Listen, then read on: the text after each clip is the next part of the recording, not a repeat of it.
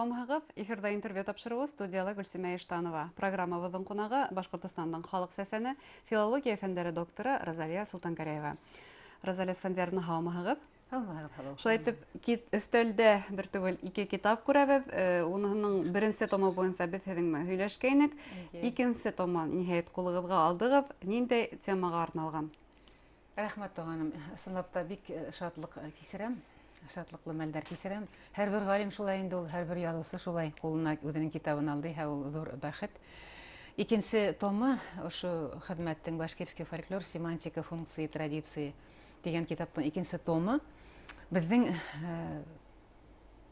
календар йолалар дип әйтәбез, календар фольклор дип әйтәбез ғилемдә вакыт, миҙгел йолалары һәм уларҙың һүҙ, йыры, ягъни бөтөн фольклорына арналған. Бөтөн асылы тимәк. Бөтөн асылына арналған. Бик боронғо дәүерҙәрҙән алып, әлеге көнгәсә тиклем тәбиғәт концепцияһы, башҡорттың тәбиғәт балаһы дигәнде раҫлау. Бына ошоға арналған китап. Һәм был эшегеҙ, ул әлбиттә һеҙҙең бер нисә йыллык ижадығыҙ һөҙөмтәһе шулай бит инде. Әммә һеҙ үҙегеҙ әйтәһегеҙ, ғалим ул яңғыҙ ғына эшләмәй, тип был муғайын да күмәк һеҙҙең ярҙамсыларығыҙҙың, башҡаларҙың да ижад еңешләре. Китапты сығарыуға ярҙам итеүсе шәхестәргә бик ҙур рәхмәтемде шунда уҡ еткерәһем килә.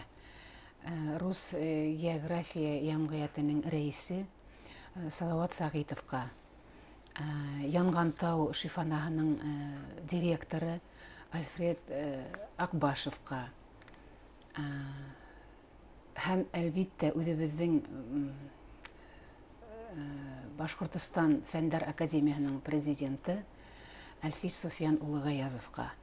Ул фәнни программаға ингәндән һуң, әле бына ошондай ҡатырға тыш менән сығарыр өсөн бик сығымдар талап ителә. Һәм бына ошо йәһәттән мин рәхмәтемде, киң рәхмәтемде әйтер инем. Икенсе яҡтан, китаптың уникаллығы һәм көсө шунда дип әйтә алам. Әлеге мәлдә башҡорт хәтерендә, башҡорт телендә тәбиғәткә ҡарата ҡарашы, уны яратыуы, иҫ китмәле фәлсәфәүи рәүештә уны ҡабул итеүе мине тетрәтә. Һәм ошоноң менән файҙаланып, бына ошо китапҡа ингән һәммә ауыл инәйләре, бабайларына, халыҡ ижады менән шөғөлләнеүселәргә ҙур-ҙур рәхмәтемде еткерәм. Уларҙан алынған мәғлүмәттәр барыһы ла дип әйтә алмайым. Тәбиғәткә ҡағылғандары бына ошо китапта сағылыш тапты һәм әлбиттә интерпретация бирелә. Нимәне аңлата ул?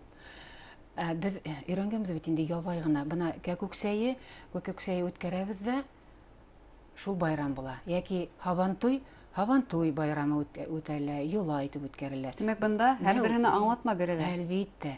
Килеп сығышы һәм дөйөм ғөммән фәлсәфәһе лә мөғайын биреләләр. Ҡайһы төбәктәргә экспедиция барышында йыйылды бындағы материалдар? Ҡайһы төбәктәрҙә бына ошондай йыл миҙгелдәренә бәйле йолалар нығыраҡ һаҡланған дип әйтә алабыҙ? Бер районды ла айырып әйтеп булмай. Сөнки халыҡ ижадын йыйғанда фольклорсы, йыйыусы маҡсатлы рәүештә һорау бирә икән, ул шуның буйынса йыя. Һәм теге яки был районда ул аны һорау бирмәүе лә мөмкин. Был яҡта был күренеш юҡ дигәнде аңлатмай. Ғөмүмән алғанда, был китаптың аҙағында ҡушымта бирелә. Бер нисә йола фольклорына күренешен яҙып, уның башҡортсала, руссала һүрәтләмәләр бирелә. Һәм уларҙың күбеһе Салауат районына баҫым яһалып әйтелде, индерелде. Ни өсөн тигәндә,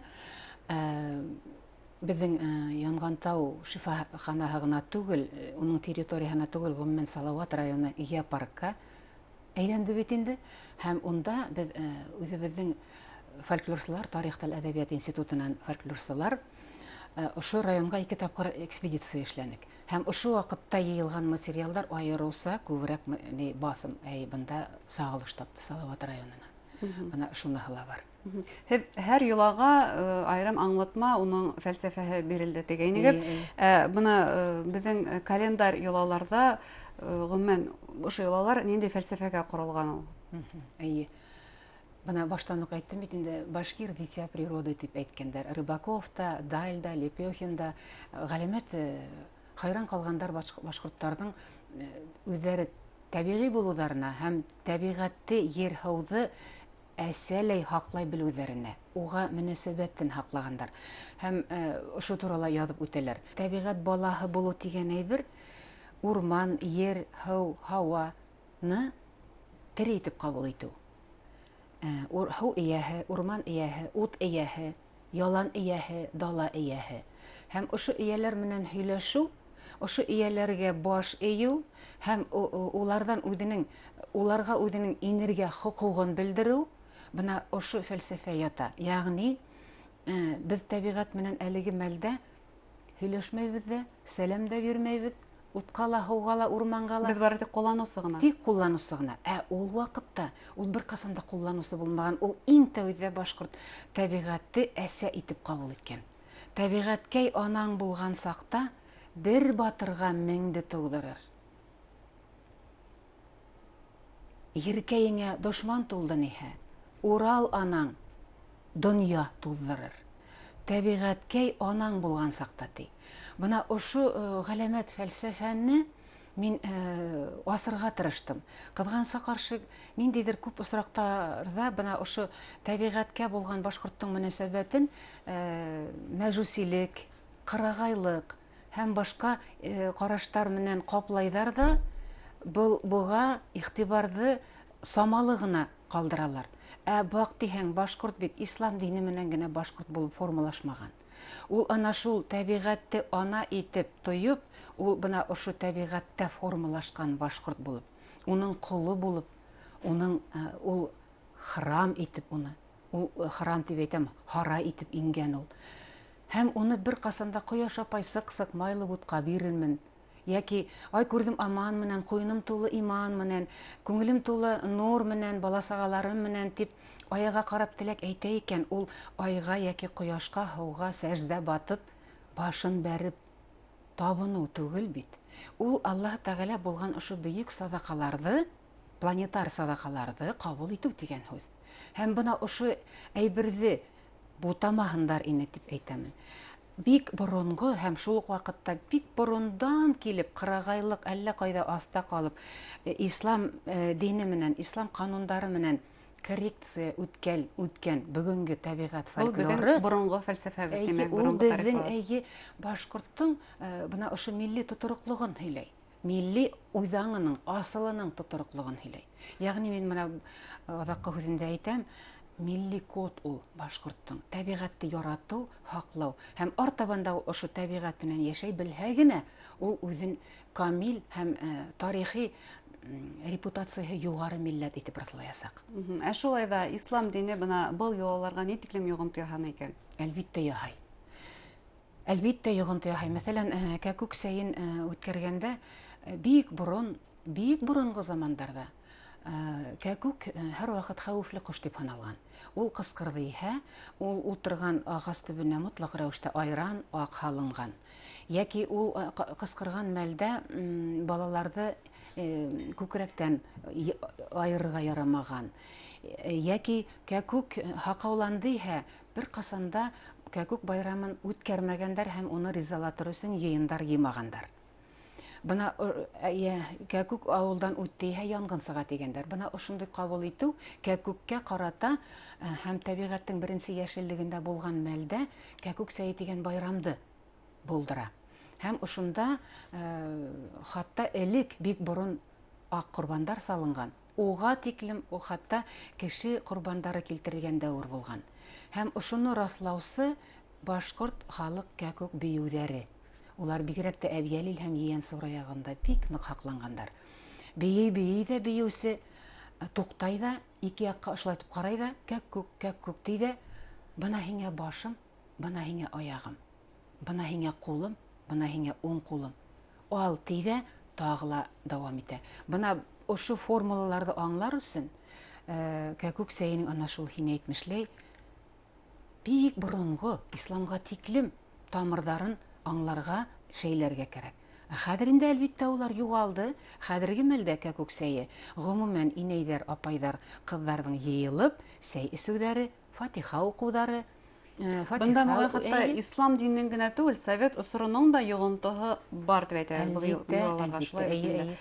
Шулай да бына ошо йолалар бүген бер Башкортстанда гына түгел, башка төрки халыкларда һаклангандыр. Тагы кемдәрдә бар?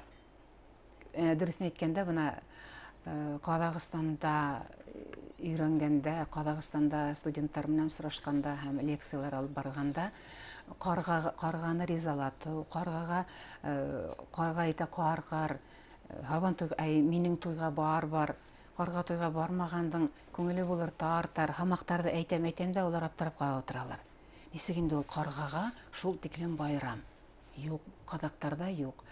Һәм кәкүк сәй дигән байрамда уларда юк.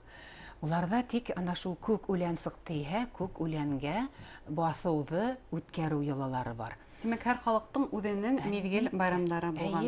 Әлбиттә, әмма кәкүкте зурлау һәм улуклау һәм уга табыну элекке мәлдә бик күп халыктарда булган. Ул казактарда, кыргызларда, башкортларда, төрки монголларда гына түгел, гомумән славян төркеменә караган халыктарда ла кәкүккә табыну булган. Димәк, безнең халыкта гына һакланып калган. Байрам итеп бына кәкүккә арналган биюләрне биеп, кәкүккә арналган бүтән йырларны йырлап бетү мутлаклыгы бына ошо башкорт кәкүк сәйендә һакланып калган. Сынапта зур тарихи байлыгыбызды топлаган китап булып сыкты ул. Был китаптың сыгы үзе байлык, шулай бит инде. Һәм артабанда һезгә был эшегездә зур уңышлар теләйбез. Әңгәмәгез өчен, бүгенге кызыклы әңгәмәгез өчен һезгә зур рәхмәт. Рәхмәт һылу. Минең теләгем ысынлап та бына Гөлсимә әйткән кәкүк сәе, һабан туй, карга туйдар, баткак сәе хатта булган. Көзгө сәй, әбидәр суагы бар йолаларыбыз менә әле беренче тапкыр ошылайтып китап булып, бүтән комплексында ошылайтып сыга һәм мин кызыксынучыларны, укучыларны ул китапты үзләренә алырга тәкъдим итәм. Рәхмәт. Хөрмәтле тамашачылар, Башкортстандың халык сәсәне филология фәннәре докторы Розалия Солтангарева белән башкортларның ел мизгелләренә бәйле йолалары турында һөйләштек. Игътибарыгыз өчен рәхмәт. Һау булыгыз.